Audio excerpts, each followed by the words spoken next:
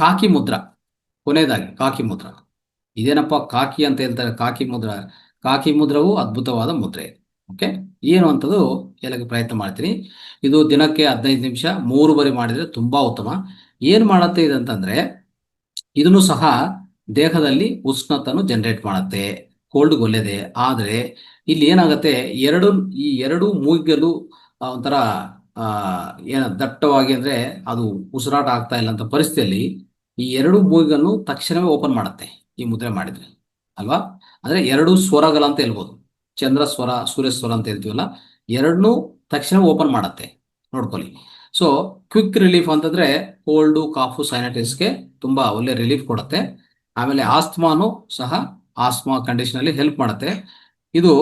ಇನ್ನೊಂದು ಏನಂದ್ರೆ, ಇದು ಈ ಮುದ್ರಾ ಎಷ್ಟು ಹೆಲ್ಪ್ ಮಾಡತ್ತೆ ಅಂತಂದ್ರೆ, ಎರಡೂ ಸ್ವರಗಳನ್ನು ಓಪನ್ ಮಾಡುತ್ತೆ ಅಂತಂದ್ರೆ ಅರ್ಥ ಏನಂದ್ರೆ, ಸುಷುಮ್ನ ನಾಡಿಯನ್ನು ಆಕ್ಟಿವೇಟ್ ಮಾಡುತ್ತೆ ಇದೊಂದು ಮುದ್ರಾ ಸುಷುಮ್ನ ನಾಡಿಯನ್ನು ಆಕ್ಟಿವೇಟ್ ಮಾಡುತ್ತೆ. ಯಾಕಂದ್ರೆ ಎರಡು ಮೂಗೆಯನ್ನು ಓಪನ್ ಮಾಡುತ್ತೆ ಅಂತ ಹೇಳಿದಲ್ಲ, ಎರಡೂ ಸ್ವರಗಳನ್ನು ಒಂದೇ ಸರಿ ಸ್ಟಾರ್ಟ್ ಮಾಡುತ್ತೆ.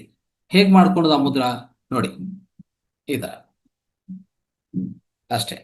ಓಕೆ, ಆಯ್ತಲ್ಲ? ಸೊ ಈ ರೀತಿಯಲ್ಲಿ ಏನ್ ಮಾಡಿದೀವಿ, ಇದು ಇದು ಮುಷ್ಟಿ ಮಾಡ್ಕೊಂಡು ಹೀಗೆ ಇಟ್ಕೊಳ್ಳೋದು, ಇದು ಮುಷ್ಟಿ ಮಾಡ್ಕೊಂಡು ಹೀಗೆ ಇಟ್ಕೊಳ್ಳೋದು, ಹೀಗೆ ಇಟ್ಕೊಳ್ಳೋದು ಅಷ್ಟೇ. ಈಗ ಮಾಡಿ ನೋಡಿ ಎಷ್ಟು ಹೀಟ್ ಬರುತ್ತೋ ದೇಹದಲ್ಲಿ. ನಾವು ಚಳಿ ಆಗ್ತಾ ಇದ್ರೆ ಏನ್ ಮಾಡ್ತೀವಿ, ಹೀಗೆ ಇಟ್ಕೊಂತೀವಲ್ಲ. ಚಳಿ ಜಾಸ್ತಿ ಆಗ್ತಾ ಇದ್ರೆ ಹೀಗೆ ಇಟ್ಕೊಂತೀವಿ. ಆದ್ರೆ ಇದರ ಪ್ರಯೋಜನ ಏನಪ್ಪಾ ಅಂದ್ರೆ, ಯಾರಾದ್ರೂ ಸಮಾಧಿಗೆ ಹೋಗ್ಬೇಕಂದ್ರೆ, ಸಮಾಧಿ ಸ್ಥಿತಿಯಲ್ಲಿ ಹೋಗ್ಬೇಕು ಅಂತಂದ್ರೆ ಸುಷುಮ್ನ ನಾಡಿ ಆಕ್ಟಿವೇಟ್ ಮಾಡ್ಕೊಂಡೆ ಸಮಾಧಿಗೆ ಹೋಗೋದು, ದೀರ್ಘವಾದ ಆಳವಾದ ಧ್ಯಾನಕ್ಕೆ ಹೋಗೋದು. ಅವಾಗ ಈ ಮುದ್ರೆ ಮಾಡ್ಕೊಂಡ್ರೆ ಏನಾಗತ್ತೆ ಗೊತ್ತಾ, ಸುಷುಮ್ನ ನಾಡಿ ಆಕ್ಟಿವೇಟ್ ಬರುತ್ತೆ. ಅರ್ಥ ಆಯ್ತಾ? ಸೊ ಈ ವಿಧಾನದಲ್ಲಿ ಅದಕ್ಕೆ ಇದು ಕಾಕಿ ಮುದ್ರಾ, ಅದ್ಭುತವಾದ ಮುದ್ರಾ. Okay, right.